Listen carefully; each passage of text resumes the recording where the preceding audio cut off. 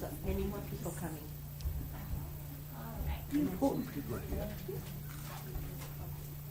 The kids at heart. All right. So let's go ahead and start. Every Who down in Whoville liked Christmas a lot.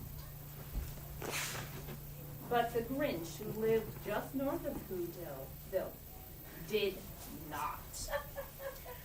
The Grinch hated Christmas, the whole Christmas season. Now please don't ask why, no one quite knows the reason. It could be his head wasn't screwed on just right. It could be perhaps that his shoes were too tight. But I think that the most likely reason of all may have been that his heart was 2 sizes too small.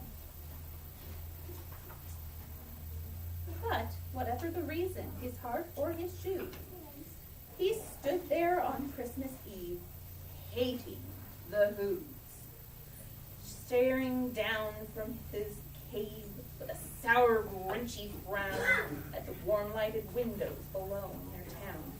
For he knew every Who down in Whoville beneath was busy now, hanging a mistletoe wreath.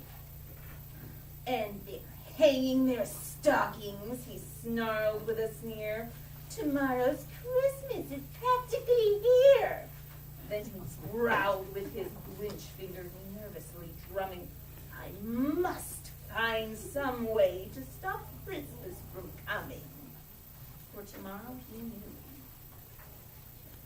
All the Who girls and boys would wake bright and early. They'd rush for their toys. And then, oh, the noise, noise. That's one thing he hated, the noise.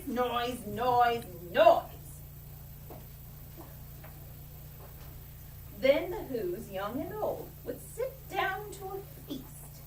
They'd feast and they'd feast. They would feast on Who pudding and rare Who roast beast, which was something the Grinch couldn't stand in the least. And then they'd do something he liked least of all. Every Who down in Whoville, the tall and the small, would stand close together with Christmas bells ringing. They'd stand hand in hand, and the Who's would start singing. And they'd sing, and they'd sing. And the more the Grinch thought of this Who Christmas sing, the more the Grinch thought, I must stop this whole thing. Why, for 53 years I've put up with it now. I must stop this Christmas from coming. But how? Then he got an idea. An awful idea. The Grinch got a wonderful, awful idea. I know just what I'll do. The Grinch laughed in his throat, and he made a quick Santa Claus hat and a coat. And he chuckled and clucked. What a start! Gus, great Grinchy trick. With the coat and his hat, I look just like Saint Nick. All I need is a reindeer. The Grinch looked around, but since reindeer are scarce, there was none to be found. Did that stop the Grinch? No, the Grinch simply said, if I can't find the reindeer, I'll make one instead. So he called his dog Max.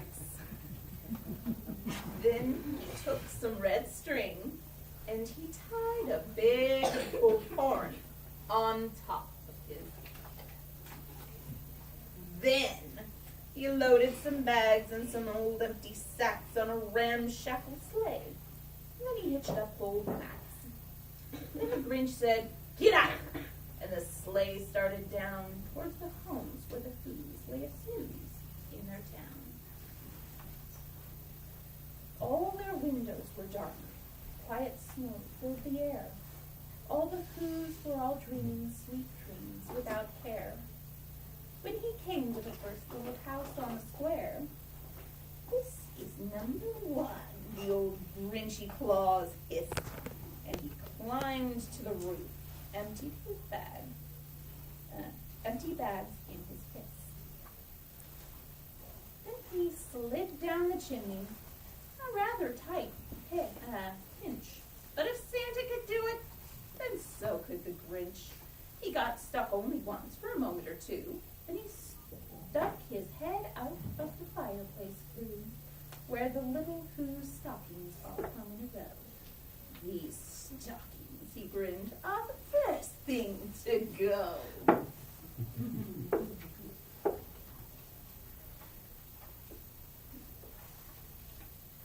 Then he slithered and slunk with a smile most unpleasant around the whole room, and he took every present.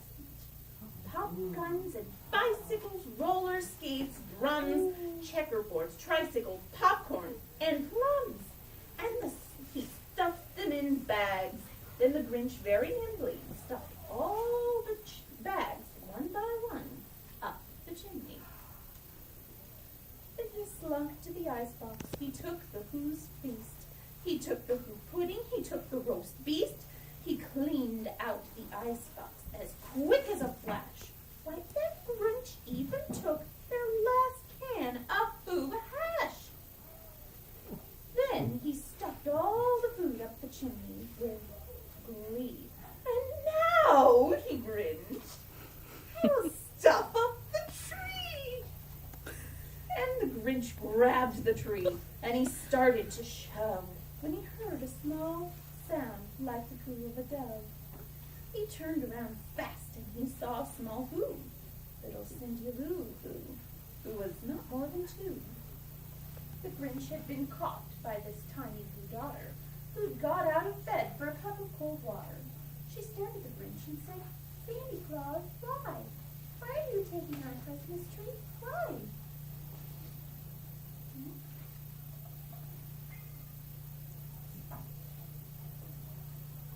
But you know, the old Grinch was so smart and so slick, he thought up a lie, and he thought it up quick.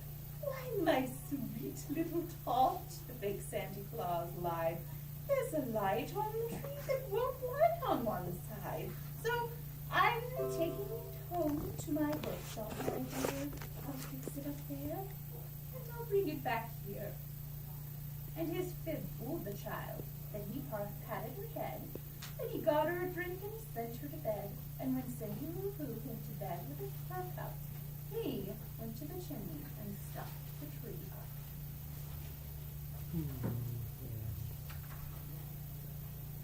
Then the last thing he took was the log for their fire. Then he went up the chimney and himself, the old liar. All on their walls he left nothing but hooks and some wire.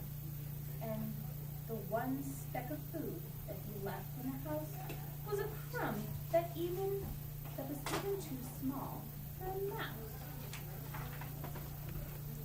Then he did the same thing to the other Who houses, leaving crumbs much too small for the other Who's mouses.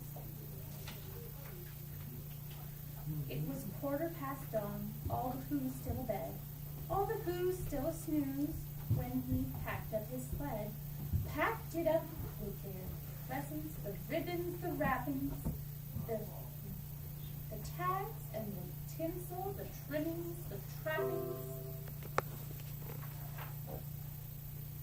3,000 feet up the side of Mount Crumbit, he rode with his load to the tip-top to dump it.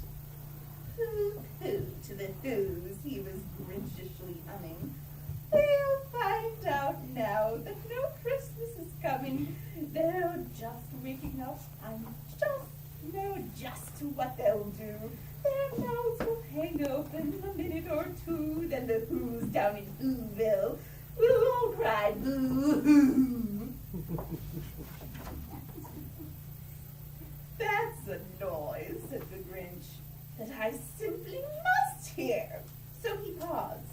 And the Grinch put his hand to his ear, and he did hear a sound rising over the snow. It started out low, and it started to grow. But it wasn't sound wasn't sad. Why, this sound sounded merry. It couldn't be so, but it was very. He stared down at Whoville. The Grinch popped his eyes. Then he shook. What he saw was a shocking surprise. Every Who down in Whoville, the tall and the small, was singing without any presents at all. He hadn't stopped Christmas from coming. It came! Somehow or other, it came just the same.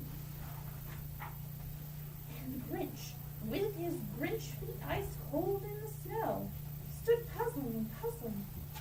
How could it be so? It came without ribbons, it came without tags, it came without packages, boxes, or bags. And he puzzled 3 hours, till his puzzler was sore. Then the Grinch thought of something he hadn't before. Maybe Christmas, he thought, doesn't come from a store. Maybe Christmas, perhaps, means a little bit more.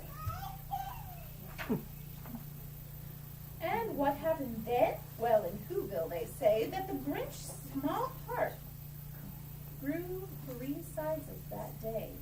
And the minute his heart didn't feel quite so tight, he whizzed with his load through the bright morning light.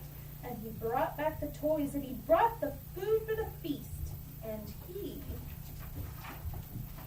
himself, the Grinch, carved the roast beast. Ooh.